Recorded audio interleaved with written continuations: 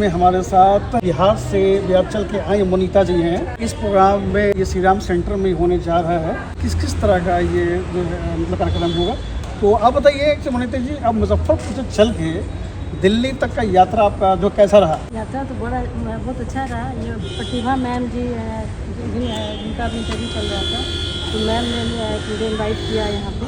मेरा नाम मोनिता साहब है, मैं अभी मुजफ्फरपुर से हूँ, बिहार से, और मैं एक कलाकार हूँ। बिहार की ये लोक कला है टिकुली कला। टिकुली कला भी बिहार की ही पटना सिटी की एक पारंपरिक कला है, तो मैं उससे जुड़ी हुई हूँ। मैं खुद ही एक कलाकार हूँ और मैं खुद करती हूँ, और साथ में कुछ स्टूडेंट को सिखाती भी हूँ और उन्हें रोज़गार भी देती हूँ। इस संस्था से कब से जुड़ी हूँ? ज़्यादा समय नहीं हुआ, बस इसलिए समय जो गर्मी छुट्टी थी जून में, उसमें मैं आई थी। तो राजन जी हैं जो हमारे बिहार के चैपलिन हैं, वो उनके साथ मैं गई थी संगीत सेंटर में, ललित कला अकेडमी में जो संगीत सेंटर है, उसमें सुमन सर और ये प्रतिभा मैम से मिली। तो उन्होंने मेरे कला को देखा, टिकुली कला मैं बनाती हूँ और लेके आई थी, तो मैम ने देखा और मैम को काफ़ी पसंद आया। ऐसे लकड़ी पे MDA बोर्ड पे बनता है ये एनामिल पेंट से।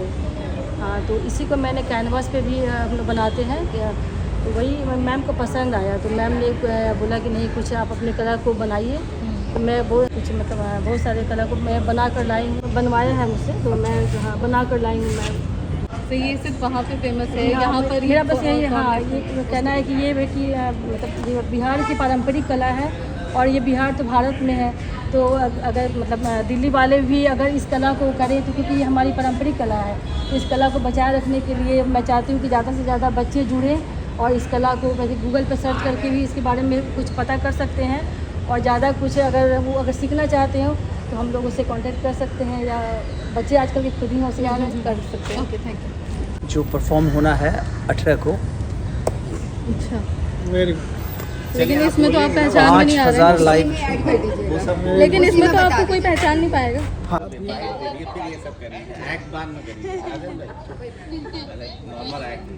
रहा है बस। सही है। स्टार भाई को बोलिए ना, फ़ोन पकड़ लीजिए। मोबाइल रख लीजिए। है, बुलाइए उसको, पकड़े। जय हिंद।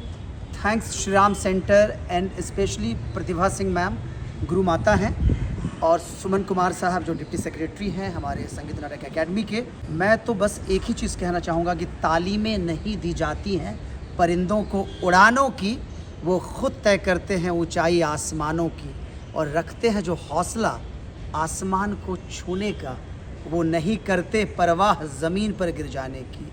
विविधा एक ऐसा प्लेटफॉर्म बनता जा रहा है जहाँ ऑल ओवर इंडिया से हम जैसे कलाकार, कल्पशनी जो है वो स्केच आर्ट में है, मैं परफॉर्मिंग आर्ट में हूँ, तो ये सारे कलाकार एक जगह मिल रहे हैं, बेहतर माहौल बन रहा है, कुछ करने का और कुछ सीखने का मौका मिल रहा है। तो चार्ली चैपलिन द्वितीय के तौर पर पिछले 25 साल से जब विविधा की शुरुआत हुई थी, उस वक्त से चार्ली चैपलिन बन के मैं लोगों को हंसा रहा हूँ। अभी रिसेंटली 10 दिन पहले ही मैं हांगकांग और मकाऊ से लौटा हूँ, वहाँ हमारे परफॉर्मेंस थे चार्ली चैपलिन का। हमने 5387वां लाइव शोज़ कंप्लीट किया वहाँ। तो मैं प्रतिभा सिंह मैम का धन्यवाद करता हूँ कि मैम आप गुरु माता ही नहीं, एक मेंटोर हैं।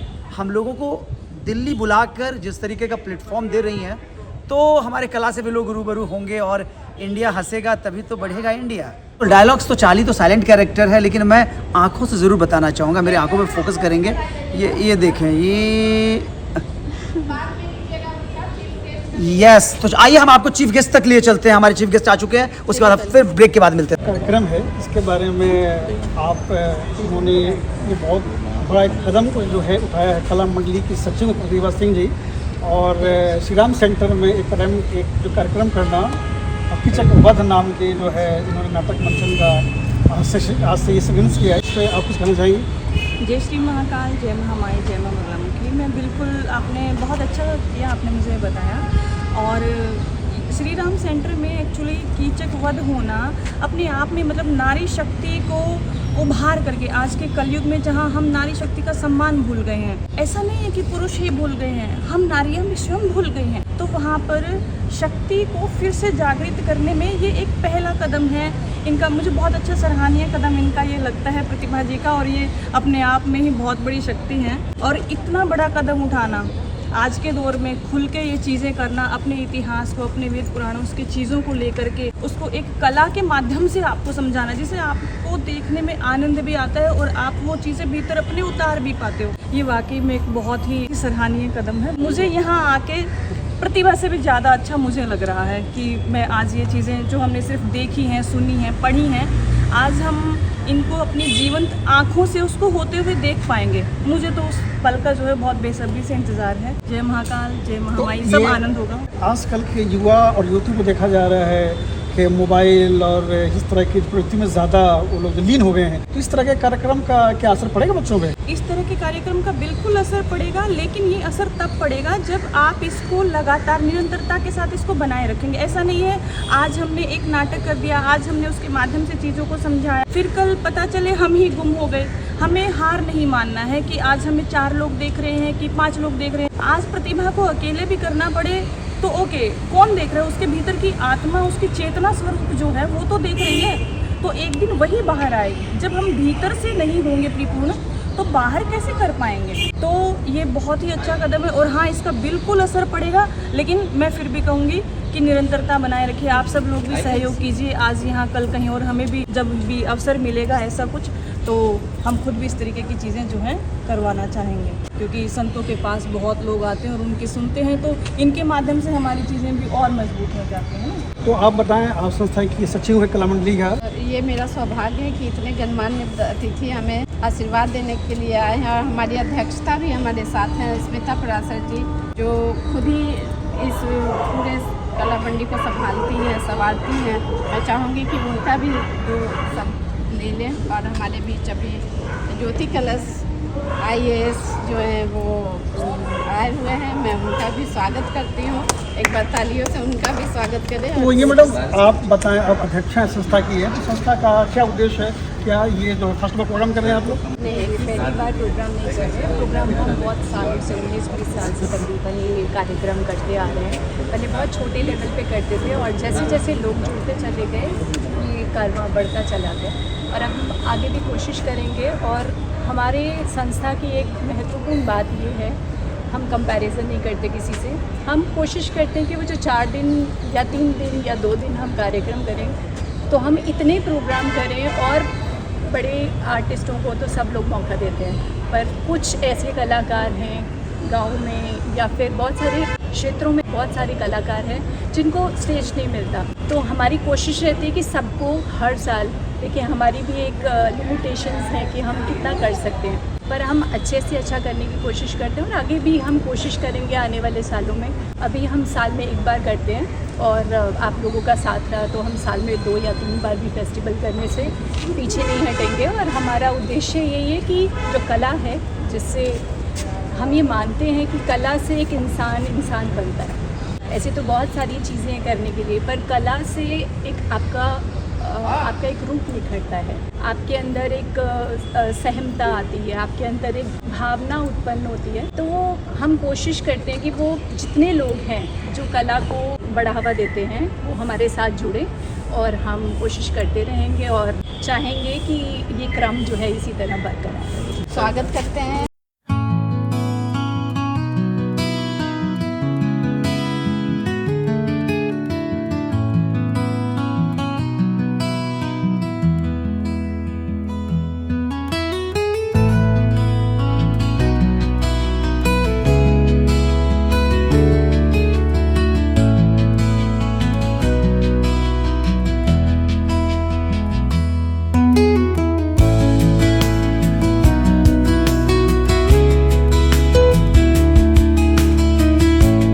संस्था में हैं, आप सरकारी डिपार्टमेंट से हैं, कला की जो है ये आपके अंदर कैसे जिज्ञासा पैदा हुई? मैं जिस परिवार से आता हूँ बहुत ही साहित्यिक परिवार है और बिहार का बहुत ही प्रतिष्ठित है। मेरे पिताजी भी पद्मश्री, बड़े चाचा भी पद्मश्री, हिंदी की सेवा लोगों ने बहुत किया, और उसी वजह से मैं भी थोड़ा बहुत लिखता हूँ। और शुरू से कला के लिए हमारी अभिरुचि रही।